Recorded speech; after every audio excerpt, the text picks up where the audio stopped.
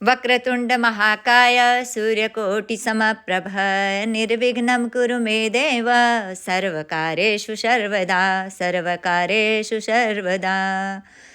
आप सभी को संकट चौथ की बहुत बहुत हार्दिक शुभकामनाएं। गणेश जी भगवान की कृपा आपके पूरे परिवार पर सदैव बने रहे। दोस्तों, आज बिना विलंब के गणेश संकट चौथ की एक कथा सुनाने जा रही हूँ। कथा को पूरा सुनिएगा। अगर अच्छी लगे तो इसे लाइक कीजिएगा और चैनल को सब्सक्राइब करना बिल्कुल ना भूलिएगा। एक नगर में साहूकार और उसकी पत्नी रहते थे। उस साहूकार की पत्नी का पूजा पाठ में बिल्कुल भी मन नहीं लगता था। एक बार साहूकारनी अपनी पड़ोसन के घर गई। उस दिन संकट चौथ थी। पड़ोसन गणेश जी की पूजा कर रही थी। तब साहूकारनी ने उससे पूछा, अपनी पड़ोसन से, कि आप क्या कर रही हो। तो उसने बताया कि मैं संकट चौथ का व्रत कर रही हूँ। तो साहूकारनी ने पूछा, इस व्रत का क्या महत्व है और इसे रखने से क्या होता है। पड़ोसन ने संकट चौथ की महिमा बताते हुए कहा कि इस दिन व्रत रखने से अखंड सौभाग्य, पुत्र, धन, धान्य वृद्धि होती है, सब चीज़ों का वरदान मिलता है। साहूकारनी ने व्रत की महिमा जानकर व्रत को रखने का संकल्प कर लिया। साहूकारनी ने कहा कि अगर वह माँ बनती है, जैसा कि उसके पास कोई पुत्र नहीं था तो उसके मन में दृढ़ इच्छा थी, तो उसने अपने मन में एक संकल्प लिया कि अगर वह माँ बनती है तब वह संकट चौथ का व्रत करेगी। गजानन भगवान की कृपा से उसका गर्भ ठहर गया, यानी कि उसका बच्चा होने वाला हो गया। यह देखकर वो बहुत खुश हुई और उसके मन में लालच और बढ़ गया। कहने लगी, अगर भगवान ने उसे बेटा दिया तो वह 2.5 सेर तिलकुट करेगी। भगवान ने उसकी सुन ली और सौभाग्य से उसके पुत्र हुआ। इतना सब कुछ पाने के बाद उसकी लालसा और बढ़ती गई।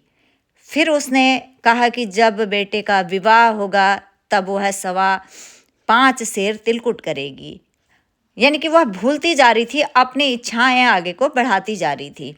पार्वती के पुत्र आशीर्वाद से उसके लड़के का जो है विवाह तय भी हो गया। सारी इच्छाएं पूरी होने के बाद भी उस साहूकारनी ने अपना संकल्प पूरा नहीं किया। यह सब देखकर गणेश जी उससे नाराज हो गए और उसे सबक सिखाने के लिए विवाह वाले दिन उस लड़के को गायब करके बहुत दूर जंगल में भेज दिया। विवाह मंडप में लड़के को ना देखकर सब चिंतित हो गए। लड़के की होने वाली जो बहू उसे ढूंढने जंगल चली गई, लेकिन निराश होकर वापस आ गई। उसे वह नहीं मिला। साहूकारनी अपने बेटे के विरह की वजह से रोने लगी। फिर से गांव वाले और साहूकारनी लड़के को ढूंढने के लिए जंगल गए। उन्होंने देखा कि उनका लड़का एक पेड़ में जाकर बैठा था। पुत्र ने सबको उसकी माँ की गलती से परिचय करवाया और कहा, माँ ने संकट चौथ का व्रत करने का संकल्प लिया था, लेकिन अपने लालच के कारण उसे पूरा नहीं किया। इसी वजह से गणपति जी महाराज नाराज हैं। साहूकारनी को अपनी गलती का एहसास हुआ। अपने घर वापस जाकर जो जो इच्छाएं उसने भगवान जी से कही थी, मांगे थे जो जो वरदान, वो उसने उन सब वचनों को पूरा किया। तब गणेश जी ने साहूकारनी को माफ़ किया और उसका बेटा भी सही सलामत घर वापस आ गया। इसी तरह अगर कोई भी माँ सच्चे मन से व्रत करती है और अपने बच्चों के लिए जिज्ञासा रखती है, यानी कि भगवान के बताए हुए रास्ते पर चल करके, तो उनकी सारी मनोकामनाएं पूर्ण होती हैं। और जो माताएं इस व्रत को हमेशा अपने सच्चे संकल्प के साथ करती हैं, गणेश जी उनके संतान पर आने वाले सभी कष्टों को हर लेते हैं और उनकी लंबी आयु प्रदान करते हैं।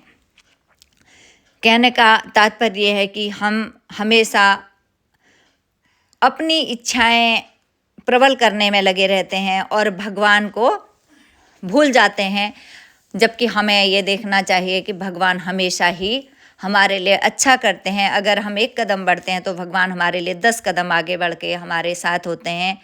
और वो हमेशा कष्ट देना नहीं चाहते हैं, लेकिन इतना आभास कराना ज़रूर जानते हैं कि मैं इस सृष्टि भगवान की इच्छा के बिना कुछ भी संभव नहीं है। वह दे सकते हैं तो हरण भी कर सकते हैं। उनका स्मरण बनाए रखना हमारे जीवन के लिए बहुत ही सुखमय आनंददायक होता है।